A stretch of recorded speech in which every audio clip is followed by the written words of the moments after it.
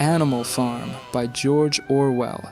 When you hear that title, you probably think of a high school reading assignment, or maybe a cute little fable about talking pigs, hard-working horses, and chickens fighting for their rights.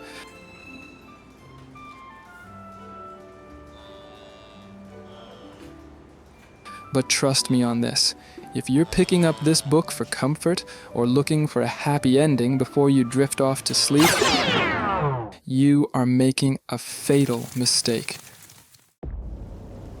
This is not a fairy tale. This is a horror story without ghosts, without monsters under the bed. Because in this story, the monster is sitting in the Oval Office. The monster is sitting in the CEO's chair. The monster is standing behind a podium, smiling at you, promising you a better tomorrow. Orwell didn't write this to scare children. He wrote it to slap adults across the face, to wake us up before it's too late. Look around you right now. Look at your office. Look at your campus. Look at the state of this country. Have you ever felt like you were promised a great change? Maybe it was hope and change. Maybe it was make America great again. Maybe it was build back better. You were promised social justice. You were promised economic revolution. You were promised that if you just worked hard enough, played by the rules, kept your head down and grinded, you'd make it. But somehow, you ended up as the dairy cow. You ended up as the workhorse pulling the plow until your legs gave out. You work harder every year. Productivity goes up. Profits go up. But your wages? Stagnant. The cost of living skyrockets. The rent eats half your paycheck. Healthcare is a luxury. Retirement is a fantasy. But the guys in the suits? They're buying their third yacht. They're flying private while telling you to reduce your carbon footprint. They're laying off thousands while collecting 8-figure bonuses. And if you dare complain, if you dare question the system, you're just lazy. You're entitled. You don't understand economics. If any of this sounds familiar, welcome to Animal Farm. And I hate to break it to you, but in this story, we are not the heroes. We are not the clever pigs who saw through the lies. Most likely, we are Boxer, the horse who worked himself to death, believing I will work harder would save him. We are the sheep, bleeding whatever slogan we're taught, waiting for a slaughter we refuse to see coming. So today, we're going to dissect this masterpiece, page by page, lie by lie. We're going to connect the dots between the bloody chaos of the Russian Revolution, the political gaslighting that rots our brains every single day, and how Pink Floyd took this nightmare and turned it into a haunting rock opera. We're going to expose the brutal truth that Orwell tried to burn into our minds, that absolute power doesn't just corrupt, it turns men into monsters. And the scariest part? The monsters look exactly like us.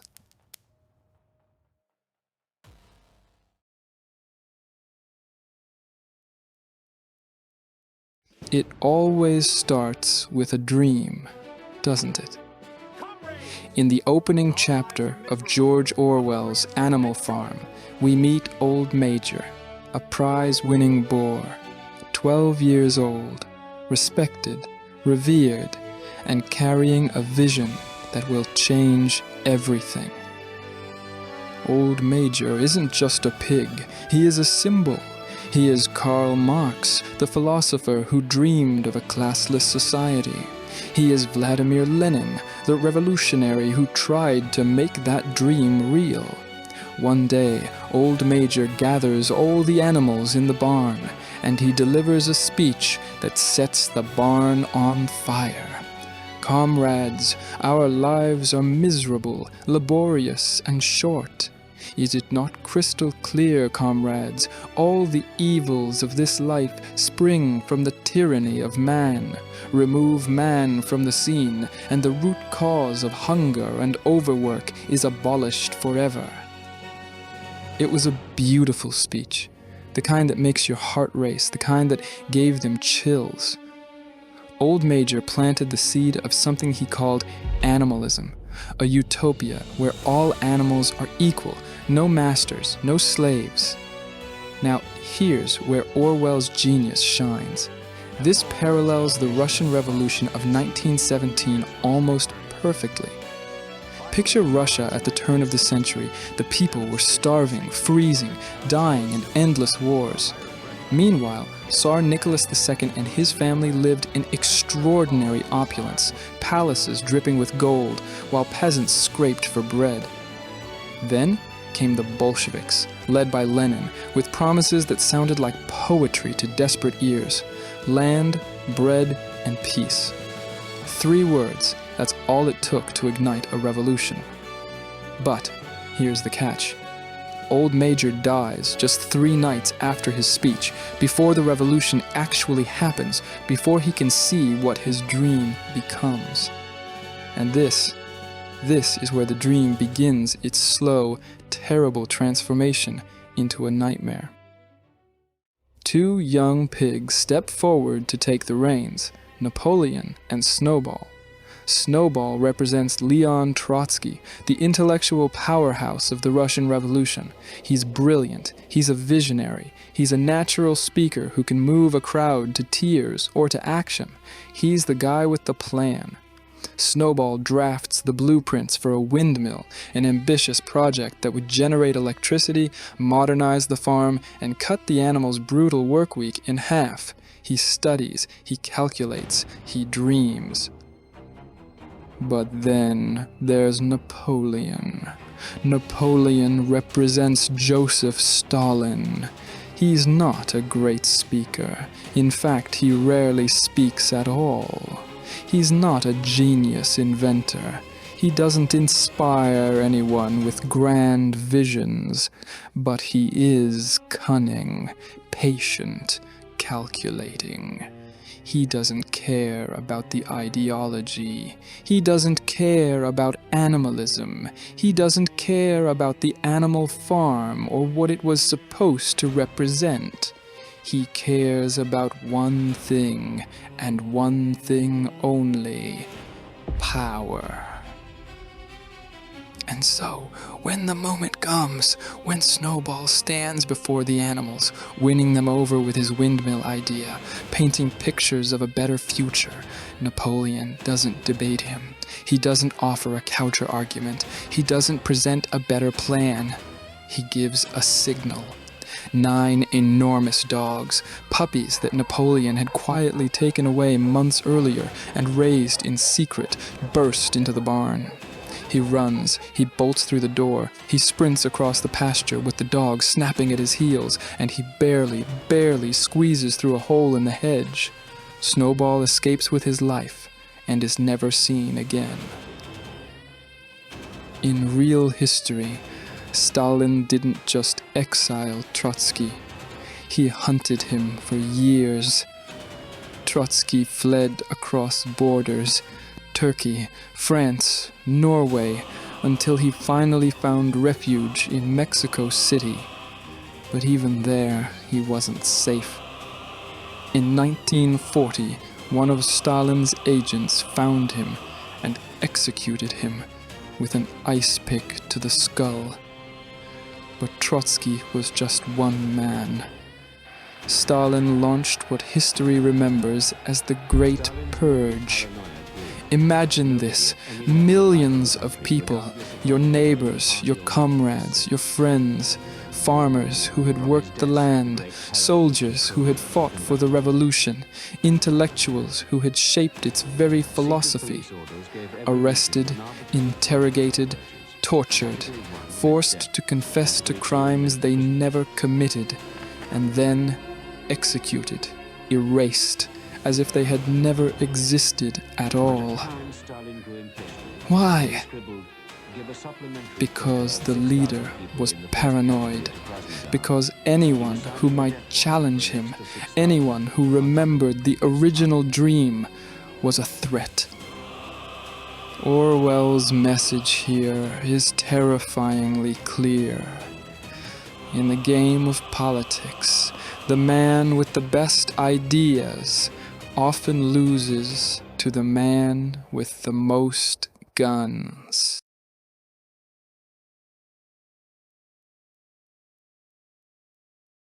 Okay, the political rival is gone. Snowball has been erased. But now, Napoleon faces a new problem, a harder one. How do you keep the population obedient when their lives are getting objectively worse? When the food rations shrink? When the work hours grow longer? When the promises of liberation start to feel like a cruel joke? Enter Squealer. Squealer is Napoleon's right-hand pig.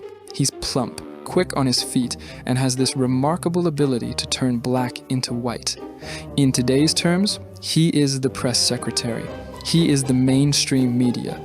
He is the algorithm that decides what you see and what you don't. He is every official spokesperson who looks into the camera and tells you that what you saw with your own eyes didn't happen. His job is deceptively simple: gaslighting. He twists reality until you doubt your own memory, until you stop trusting yourself. Now, remember the 7 commandments, those sacred laws the animals painted on the barn wall right after the revolution? The principles they all agreed would guide their new society. One of them read very clearly, "No animal shall sleep in a bed." But soon, the pigs move into the farmhouse, the very building where the humans once lived, and they start sleeping in the humans' beds. Soft mattresses, clean pillows, the works. The other animals notice. Of course they notice. They gather outside the barn, squinting up at the commandments, whispering to each other, "Wait, isn't that against the law? Didn't we all agree?" And here comes Squealer. "Oh, comrades, comrades, surely you haven't forgotten. A bed simply means a place to sleep. A pile of straw is a bed. You wouldn't deny us a pile of straw, would you? But you must have misread the commandment. Come, come, let me show you." He waddles over to the wall. The animals follow, confused, and the law now reads, "No animal shall sleep in a bed with sheets." See what they did there? A technicality, a small word surgically inserted, and suddenly the crime becomes legal. Then, the pigs discover a crate of whiskey hidden in the farmhouse cellar. They get drunk, roaring, stumbling drunk. The next morning, the law that once read, "No animal shall drink alcohol," mysteriously changes to, "No animal shall drink alcohol to excess." And whenever someone pushes back, whenever an animal musters the courage to ask a tough question, to say, "Wait, this doesn't seem right," Squealer drops the nuclear option. He looks them dead in the eye, and he screams, "Do you want Mr. Jones to come back? Is that what you want? The whips, the slaughter, the chains?" Fear-mongering, the oldest trick in the authoritarian playbook. You create an imaginary enemy, a boogeyman so terrifying that the population will accept any real oppression just to avoid the hypothetical one. You make them so afraid of yesterday that they'll tolerate anything today. Tyranny doesn't just need secret police. It doesn't just need surveillance or weapons or walls. It needs lies. Lies that are repeated so often, so confidently by so many voices that they stop feeling like lies at all.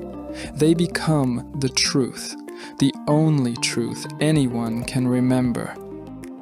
Turn on your television, open your news feed, listen to the official statements, watch how language bends, how definitions shift, how yesterday's promise becomes today's misunderstanding.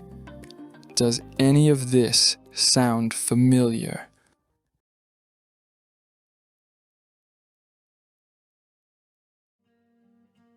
Of all the characters in this story, none breaks my heart more than Boxer. Boxer is the cart horse, enormous, gentle, the kind of soul who never asks questions, only gives answers with his body. He is strong, he is loyal, but he is naive. And that naivety, it will cost him everything.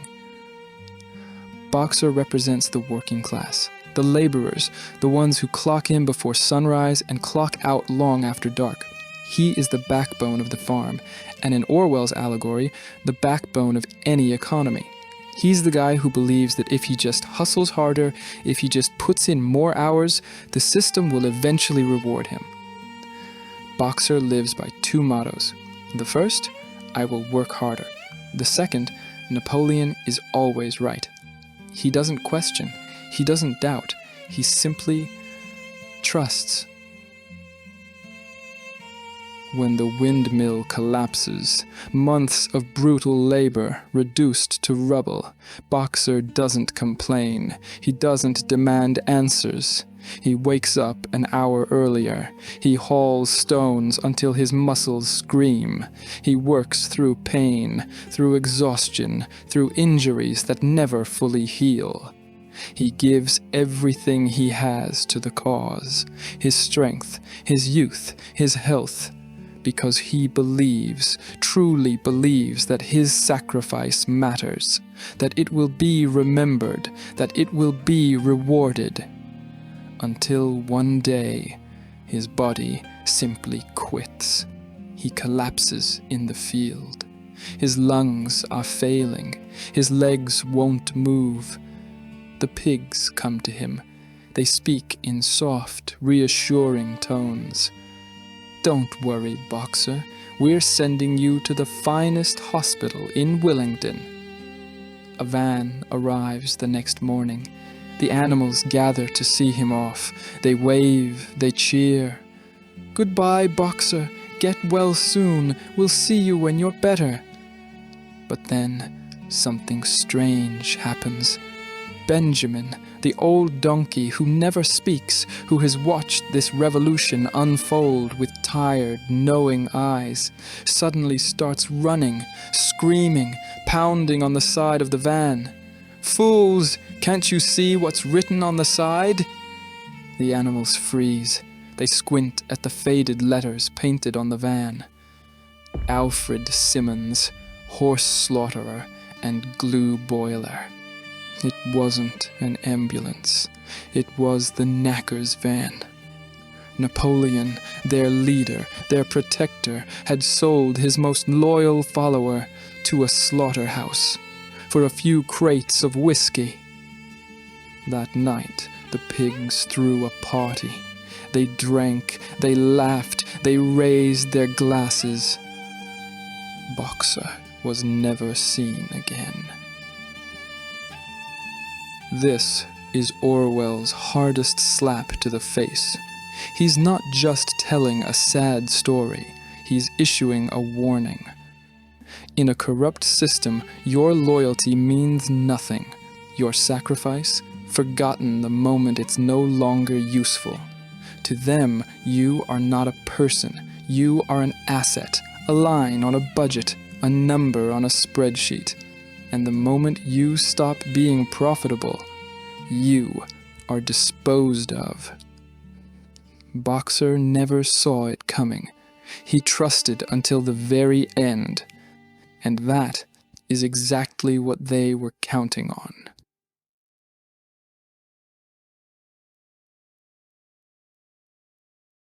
This nightmare didn't end in 1945. It didn't die with Stalin. It didn't collapse with the Berlin Wall. No, it evolved, it adapted, and it echoes through history and pop culture in ways most people never notice. In 1977, a British rock band did something remarkable. Pink Floyd released an album titled simply Animals. Now, this wasn't just rock music. This was George Orwell reborn, set to guitar and synthesizer. Roger Waters, the band's creative force, took Orwell's barnyard fable and dragged it into the modern era. He looked at 1970s Britain, the strikes, the inequality, the political decay, and he saw Animal Farm playing out in real time. So he divided society into three classes. The pigs, the tyrannical rulers, the hypocrites, the politicians who smile for the camera while hiding a dagger behind their backs, the ones who preach morality on Sunday and sign death warrants on Monday. They don't get their hands dirty. They don't have to. They have others for that. The dogs, the cutthroat businessmen, the corporate climbers, the enforcers, the police. These are the people who fight each other viciously, relentlessly for scraps from the pig's table. They'll betray their own brothers for a promotion. They'll crush anyone beneath them just to stand one rung higher on a ladder that leads nowhere. And then there are the sheep, the silent majority, the ones who follow the herd without asking where it's going, the ones who wake up, go to work, come home, and never once question the system that owns them, the ones who get eaten.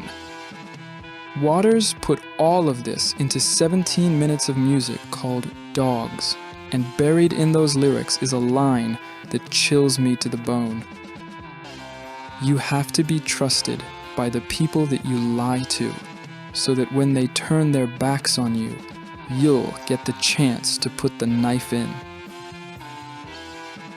Waters realized something profound, something Orwell glimpsed decades earlier, whether it's Soviet communism or Western capitalism, whether the flag is red or the flag is striped, the structure is exactly the same.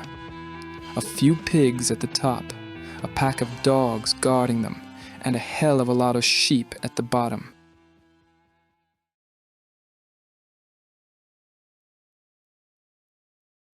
We arrive at the final page of the book. Years have passed. The revolution, that glorious uprising that promised freedom, promised equality, is now a distant memory. The animals who once sang songs of liberation have grown old, their spirits broken. One cold evening, the remaining animals creep up to the farmhouse window, the same farmhouse they were once forbidden to enter, the same farmhouse that symbolized everything they fought against. Inside, they see something impossible. Napoleon and the elite pigs are sitting at a table. They are drinking alcohol, once strictly forbidden. They are playing cards. They are laughing. And they are sitting with men. Human farmers, the very enemy they swore to overthrow. The pigs have learned to walk on two legs. They are wearing Mr. Jones's old clothes, and in their trotters, they are carrying whips.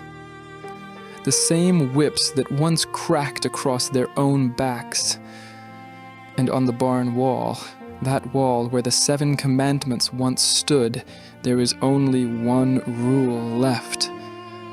All animals are equal, but some animals are more equal than others.